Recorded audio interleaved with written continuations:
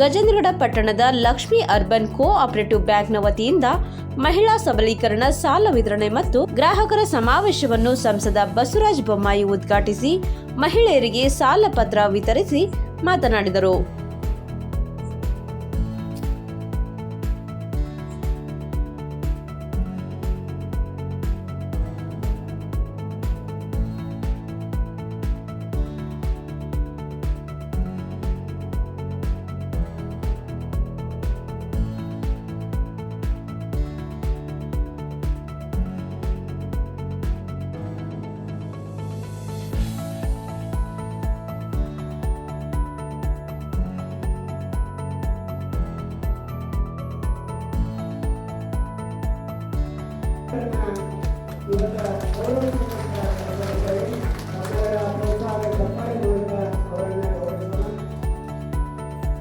ಧನ್ಯವಾದಗಳು.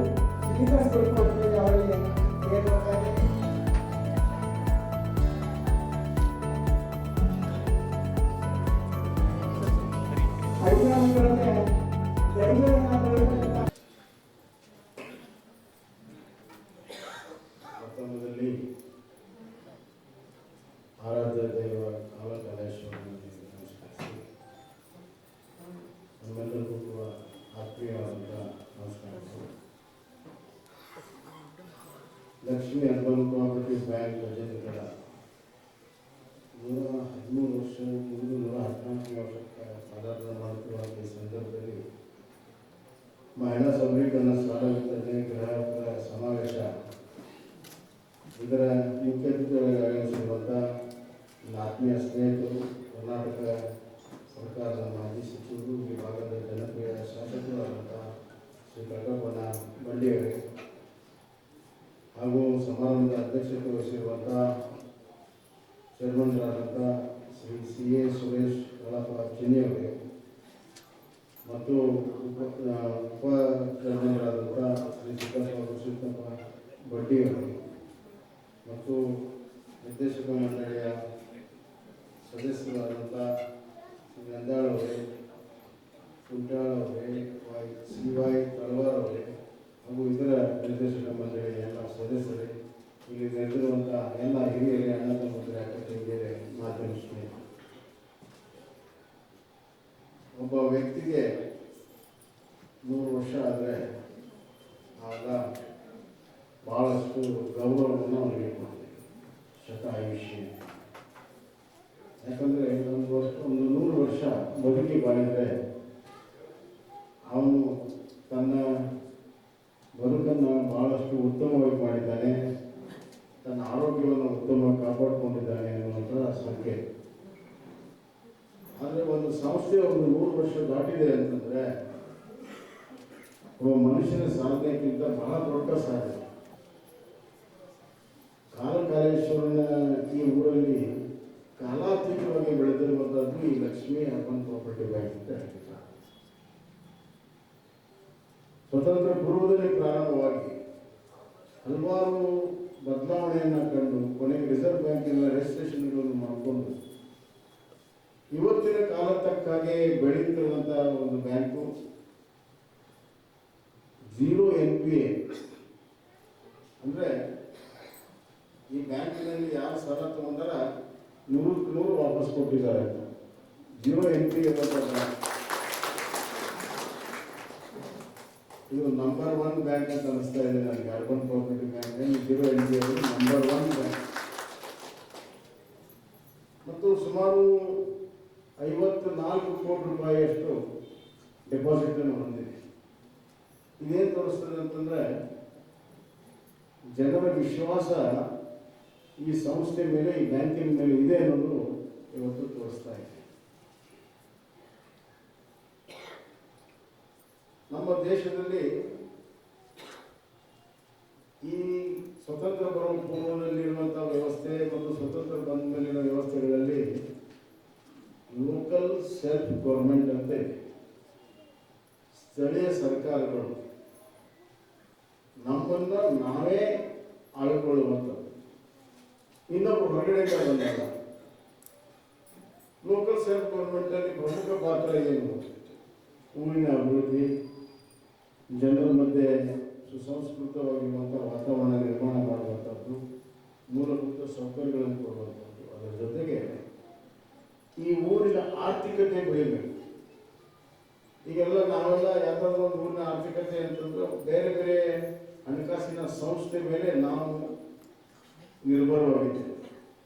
ನಮ್ಮ ಕಡೆ ಎಲ್ಲ ಭಾಳಷ್ಟು ಜನ ಬೆಳಿಗ್ಗೆ ನಮ್ಮೂರಿಗೆ ಮಾಲಪುರ ಗ್ರಾಮೀಣ ಬ್ಯಾಂಕ್, ಕರ್ನಾಟಕ ಗ್ರಾಮೀಣ ಬ್ಯಾಂಕ್ ಕಳಿಸ್ರಿ, ನಮ್ಮೂರಿಗೆ ಸಿಂಡಿಕೇಟ್ ಬ್ಯಾಂಕ್ ಕೊಡ್ರಿ, ವಿಜಯ ಬ್ಯಾಂಕ್ ಕೊಡ್ರಿ, ನಮ್ಮೂರಿಗೆ ಕರ್ನಾಟಕ ಬ್ಯಾಂಕ್ ಕೊಡ್ರಿ, ಈ ಥರ ಬೇಡಿಕೆಗಳು ಬರ್ತಾವೆ.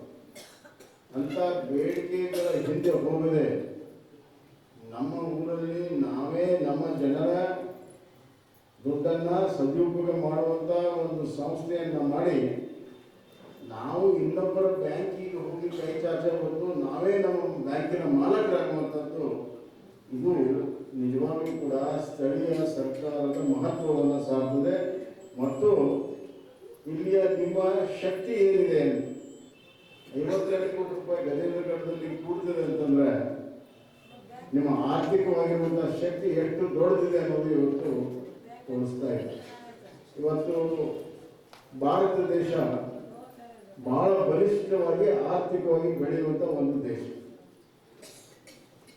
ಬೇರೆ ಬೇರೆ ಜಗತ್ತಲ್ಲಿ ಕೋವಿಡ್ ಸಂದರ್ಭದಲ್ಲಿ ಆರ್ಥಿಕವಾಗಿ ನೆಲೆ ಕಚ್ಚಿದೆ. ಅಮೆರಿಕ ಅನ್ನುವಂಥ ದೊಡ್ಡ ರಾಷ್ಟ್ರ ನೆಲೆ ಕಚ್ಚಿದೆ. ಅಮೆರಿಕ ಈಗ ಕೇವಲ 2% ಬೆಳವಣಿಗೆ ಆಗ್ತಾ ಇದೆ.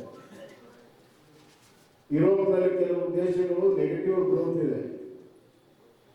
ಜಪಾನ್ 4% ಬೆಳೀತಾ ಇದೆ, ಚೈನಾ 3% ಬೆಳೀತಾ ಇದೆ. ಆದರೆ ಭಾರತ ಮಾತ್ರ 7.5% ಅಷ್ಟು ಬೆಳವಣಿಗೆ ಆಗ್ತದೆ. ಈ ಬೆಳವಣಿಗೆಯಲ್ಲಿ ಸರ್ಕಾರದ ನೀತಿ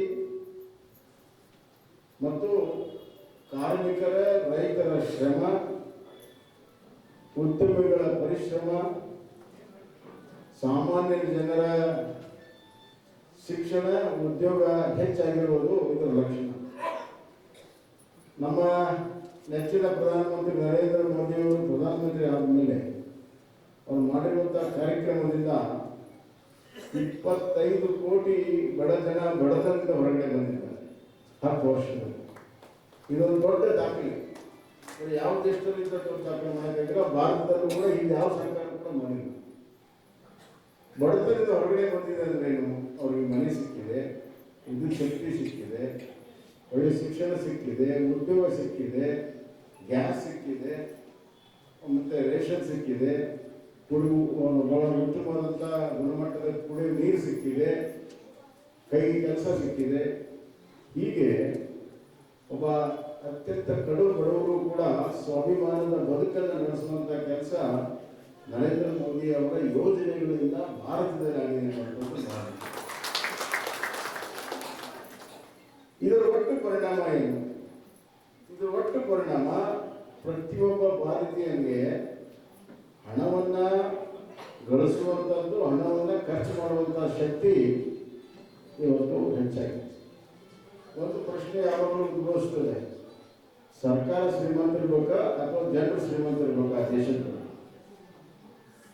ಸರ್ಕಾರ ಶ್ರೀಮಂತಿದ್ರೆ ಅದು ಭಾಳ ದೊಡ್ಡ ಪ್ರಮಾಣದಲ್ಲಿ ಬೆಳೆಯೋದಿಲ್ಲ.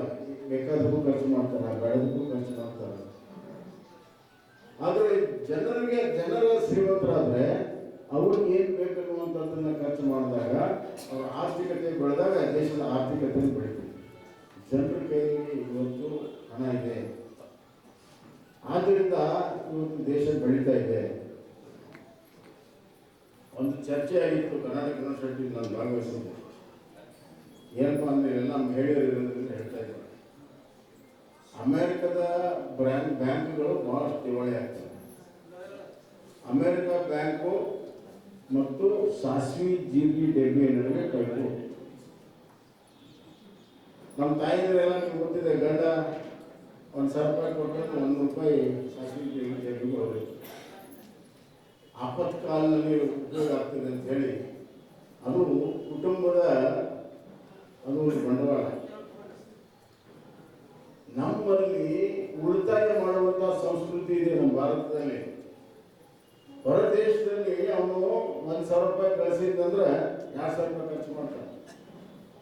ಅಲ್ಲಿ ಖರ್ಚು ಮಾಡುವಂತ ಎಕ್ಸ್ಪೆಂಡಿಚರ್ ಓರಿಯೆಂಟೆಡ್ ಕಲ್ಚರ್, ಇಲ್ಲಿ ಸೇವಿಂಗ್ ಕಲ್ಚರ್ ಇದೆ, ಇಲ್ಲಿ ಉಳಿತಾಯ ಮಾಡುವಂತ ಸಂಸ್ಕೃತಿ ಇದೆ. ಉಳಿತಾಯ ಮಾಡುವಂತ ಸಂಸ್ಕೃತಿನೇ ನಮಗೆ, ನಮ್ಮ ದೇಶಕ್ಕೆ ಕಷ್ಟ ಕಾಲದಲ್ಲಿ ಅದು ಸಹಾಯ ಆಗಿದೆ. ಇದು ಅರ್ಥ ಮಾಡ್ಕೊಳ್ಬೇಕು. ಮತ್ತೆ ದುಡಿಮೆಯಿಂದ ನಾವು ಶ್ರೀಮಂತರು ಆಗ್ಬೋದು, ದೊಡ್ಡವರು ಆಗ್ಬೋದು. ದುಡಿಮೆ ಇಲ್ಲದೆ ಸಾಧ್ಯನೇ. ನೀವು ದುಡಿಬೇಕು, ನಿಮ್ಮ ದುಡ್ಡನ್ನು ದುಡಿಸ್ಬೇಕು. ಬ್ಯಾಂಕ್ನವರು ಅವರು ದುಡ್ಡನ್ನು ದುಡಿಸ್ತಾರೆ, ನೀವು ಆ ದುಡ್ಡು ತಗೊಂಡು ನೀವು ದುಡಿಮೆ ಮಾಡಬೇಕು. ನಿಮ್ಮ ಶ್ರಮದ ಫಲ ನಿಮಗೂ ಸಿಗಬೇಕು. ಆ ಶ್ರಮವನ್ನು ಹಾಕುವಂಥ ಅವಕಾಶ ಕೊಟ್ಟಿರುವಂಥ ಸಂಸ್ಥೆಗೂ ಕೂಡ ಅದರ ಫಲ ಮಾಡಬೇಕು. ಅಂದಾಗ ಮಾತ್ರ ಸಾರ್ಥಕತೆ ಆಗ್ತದೆ. ಈಗ ನೋಡಿ, ಈಗ 50,000 ರೂಪಾಯಿ ಕೊಡ್ತಾರೆ. 50,000 ರೂಪಾಯಿ ಸರಿಯಾಗಿ ದುಡ್ಡು ತುಂಬಿಸಿದ್ರೆ ನಿಮ್ಗೆ 2 ಲಕ್ಷ ಕೊಡ್ತಾರೆ. ಆ 2 ಲಕ್ಷ ತುಂಬಿದ್ರೆ 5 ಲಕ್ಷ ಕೊಡ್ತಾರೆ. ಹೀಗೆ ಒಂದು ವಿಶ್ವಾಸವನ್ನು ಗಳಿಸುತ್ತಾ ನಿಮ್ಮ ದುಡಿಮೆಯಲ್ಲಿ ದೇವರಿದ್ದಾನೆ. ದುಡಿಯೋದೇನು ಎಂದೂ ಕೂಡ ಯಶಸ್ವಿ ಆಗೋದಿಲ್ಲ. ದಾರಿದ್ರ್ಯ ಹೋಗ್ಬೇಕಂದ್ರೆ ದುಡಿಮೆ ಬೇಕೇ ಬೇಕು. ಒಂದು ಕಾಲದಲ್ಲಿ ಗಾದೆ ಮಾತಿತ್ತು, ದುಡ್ಡೇ ದೊಡ್ಡಪ್ಪ. ಒಂದು ಸಿನಿಮಾ ಬಂದಿತ್ತು, ದುಡ್ಡೇ ದೊಡ್ಡಪ್ಪ. ಅದಕ್ಕೆ ಬದಲಾವಣೆ ಆಗಿದೆ. ದುಡ್ಡೇ ದೊಡ್ಡಪ್ಪ ಅಲ್ಲ, ದುಡಿಮೆನೇ ದೊಡ್ಡಪ್ಪ. ಇಲ್ಲಿ ನಾನು ನೋಡಿದ್ರೆ ಎಲ್ಲ ಸಾಮಾನ್ಯ ತಾಯಂದರಿಗೆ ನೀವು ಸಲಹೆ ಕೊಟ್ಟಿದ್ದೀನಿ, ಬಹಳ ಸಂತೋಷ. ಸಂಸದರ ಗಮನಕ್ಕೆ ಒಂದು ಮಾತನ್ನು ತರಲಿಕ್ಕೆ ಇಚ್ಛೆ ಪಡ್ತಾ ಇದ್ದೇನೆ. ನಮ್ಮ ಲಕ್ಷ್ಮೀ ಅರ್ಬನ್ ಕೋಆಪರೇಟಿವ್ ಬ್ಯಾಂಕ್ ಇಂಗ್ಲಿಷಿನ ಮನಿ ಬ್ಯಾಂಕ್ ಅಷ್ಟೇ ಅಲ್ಲ, ಇದು ಕನ್ನಡದ ಮನಿ ಬ್ಯಾಂಕ್ ಆಗಿದೆ ಅಂತಕ್ಕಂಥದ್ದನ್ನು ಕೂಡ ಮಾನ್ಯ ಸಂಸದರ ಗಮನಕ್ಕೆ ನಾನು ತರಲಿಕ್ಕೆ ಇಚ್ಛೆ ಪಡ್ತಾ ಇದ್ದೀನಿ. ಇಲ್ಲಿಯ ಸಿಬ್ಬಂದಿ ವರ್ಗ, ಆಡಳಿತ ಮಂಡಳಿಯವರ ಕ್ರಿಯಾಶೀಲತೆ ಇವತ್ತು ನಮ್ಮೆಲ್ಲರಿಗೂ ಮನೆಯ ಬ್ಯಾಂಕ್ ಆಗಿದೆ ಅಂತಕ್ಕಂಥ ಮಾತನ್ನು ಹೇಳ್ತಾ, ಬ್ಯಾಂಕಿಗೆ ಇನ್ನೂ ಅದು ಸುದೀರ್ಘವಾಗಿ ಬೆಳೆಯಲಿ ಅಂತಕ್ಕಂಥ ಆಶಯವನ್ನು ವ್ಯಕ್ತಪಡಿಸಿದರು. ಇಲ್ಲೇ ಗ್ರಾಹಕರ ಗಮನಕ್ಕೆ ಈ ರಾಜ್ಯ ಕಂಡಿರ್ತಕ್ಕಂಥ 23ನೇ ಮುಖ್ಯಮಂತ್ರಿ ಅಂತಂದ್ರೆ ಸನ್ಮಾನ್ಯ ಬಸವರಾಜ ಬೊಮ್ಮಾಯಿ ಸಾಹೇಬರು. ಸನ್ಮಾನ್ಯ ಬಸವರಾಜ ಬೊಮ್ಮಾಯಿ ಸಾಹೇಬರಿಗೆ ಗಜೇರಿಗಳಂದ್ರೆ ಇಲ್ಲಿ 18 ಮಠ, 18 ಮಸೂತಿ ಇರ್ತಕ್ಕಂಥ 18 ಬಾವಿ ಇರ್ತಕ್ಕಂಥದ್ದು. ಇನ್ನು ಕೇವಲ 18 ದಿನದಲ್ಲಿ ಸನ್ಮಾನ್ಯ ಬಸವರಾಜ ಬೊಮ್ಮಾಯಿ ಸಾಹೇಬರು ತಮ್ಮ 66ನೇ ಹುಟ್ಟುಹಬ್ಬವನ್ನು ಆಚರಣೆ ಮಾಡ್ಕೊಳ್ತಾ ಇದ್ದಾರೆ. ಅವರಿಗೆ ತಮ್ಮ ಪ್ರೋತ್ಸಾಹ ಚಪ್ಪಾಳೆ ಶುಭಾಶಯಗಳನ್ನು ಕೋರಿ ಅವರು ರಾಜಕೀಯ ಕ್ಷೇತ್ರದಲ್ಲಿ ಇನ್ನೂ ಎತ್ತರ